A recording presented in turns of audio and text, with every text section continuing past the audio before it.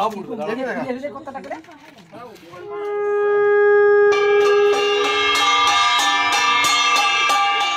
দে আমাকে দে আগো মাছি দাঁড়াও আচ্ছা দুধ ওই দে পুরো সোশ্যাল মিডিয়া ছাড়া পুজো তো শেষ হয়ে গেছে, আজ প্রতিমা বিসর্জন করা হবে।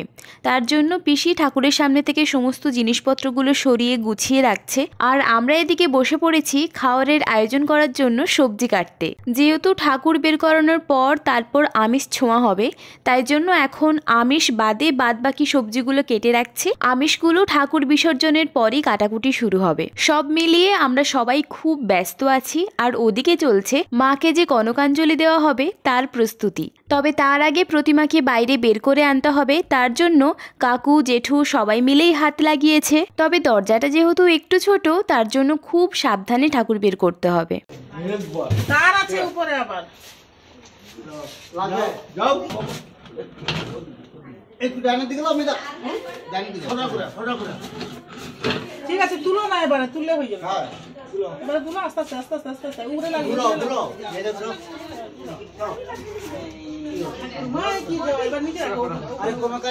তো এখানে দাঁড়িয়েই মাকে কনকাঞ্জলি দেওয়া হবে, তারপর বিসর্জন। বিসর্জনের সমস্ত সামগ্রী এখানে রেডি করা আছে।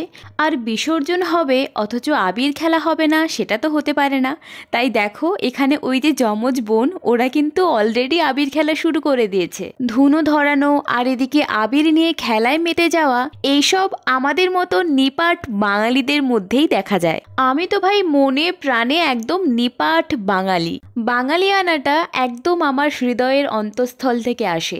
এই যে সামনে পয়লা বৈশাখ আসছে, নতুন জামা কাপড় নাই বা হতে পারে, এর আমেজটাই আমার কাছে একদম অন্যরকম। ভালো লাগা থাকে একদম ভরপুর। সে যাই হোক, এখানে সবাই মায়ের পা ছুঁয়ে প্রণাম করে নিচ্ছে, তাই আমিও প্রণাম করে নিলাম। এরপরে শুরু হবে কনকাঞ্জলির প্রক্রিয়া।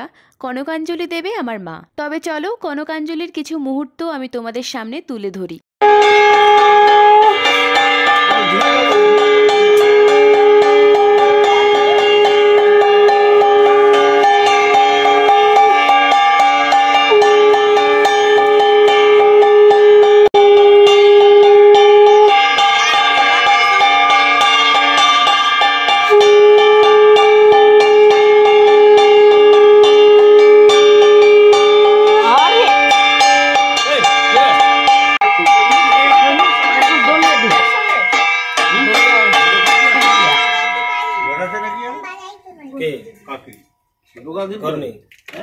बजाओ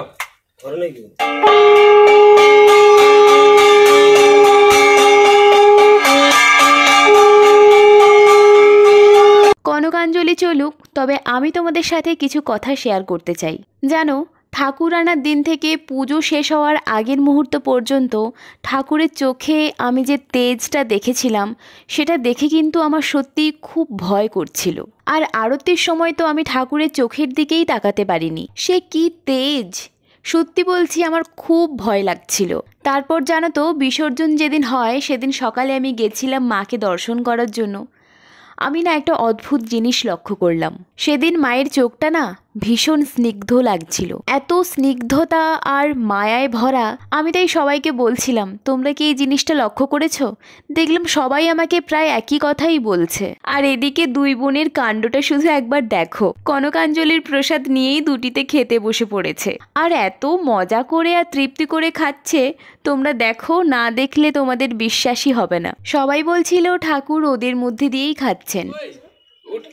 দে আমাকে দে আগো মাছি দাঁড়াও আচ্ছা দুধ ওই দে পুরো সোশ্যাল মিডিয়া ছাড়া হবে বলে খাওয়ার ধুমটা দেখে লে দুধ খেলে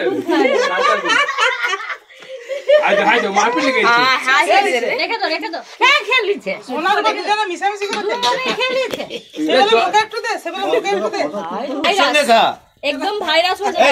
এই তুই একটু লে ব্লগটা হাত ছেড়ে ফটো তুলাবে হয়েছে হয়েছে এদিকে দুইটা মুখ দেন এদিকে দেখা মুখ উঠবে আর সব উঠবে এদিকে দেখা কত টাকা রে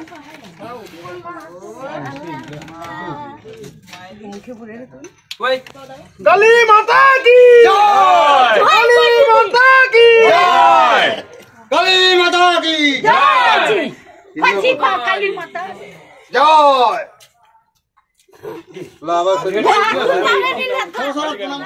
এবার মাকে ভ্যানে তোলা হবে আর সাথে সাথে আমরা সবাই কিন্তু মায়ের ভাসান দেখতে যাচ্ছি। তোমাদেরকেও আমার সাথে নিয়ে যাব। জানি না আজকের ব্লগটা তোমাদের কেমন লাগছে, বাট এই ব্লগগুলো আমার কাছে এক একটা রত্নের মতো, তাই আমি তো সঞ্চয় করে রাখবই। মাকে বাড়ির সামনে 3 পাক ঘুরিয়ে তারপর ভ্যানে তোলা হবে। ভাসান হবে আমাদের বাড়ির খুব কাছে আমাদের মন্দিরের ঘাটে, যেখানে ঘটোত্তোলন করা হয়েছিল। তাই আমরা সবাই মিলে হাঁটতে হাঁটতেই মায়ের ভাসান দেখতে যাচ্ছি। বাড়ি ফিরেই তো আবার খাওয়া দাওয়ার আয়োজন করতে বসতে হবে। ঘড়িতে তখন অলরেডি 10:30 বেজে গেছে আর আমরাও চলে এসেছি মন্দিরের ঘাটের কাছাকাছি। সামনে যে ঝিলটা তোমরা দেখতে পাচ্ছ, ওই ঝিলটাতেই আগের দিন ঘটোত্তোলন করা হয়েছিল।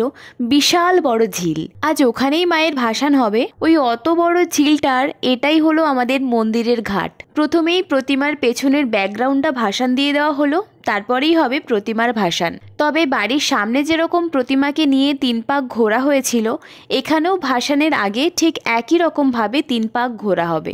ভাসানের সাথে সাথেই সবার মন তো একটু ভারাক্রান্ত হবেই। পুজো আসছে এটাই অনেক ভালো। তবে আসলে হুশ করে যে কখন পুজোটা বেরিয়ে যায় সেটা বোঝাই যায় না। আস্তে শ্যাওলা আছে ভীষণ আস্তে দাঁড়া সন্তু আস্তে ঘুর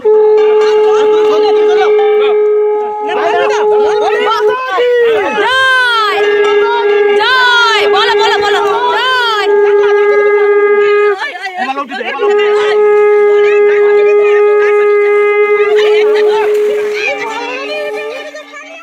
আমরা সবাই ভাসান সেরে হাঁটতে হাঁটতে আসছি আর ওরা সবাই দেখো ভ্যানে করে চলে আসছে। আর এখন যে ক্যামেরাটা ধরে আছে ও হচ্ছে রাখি, আমার বোন, মানে আমার ছোট কাকুর ছোট মেয়ে।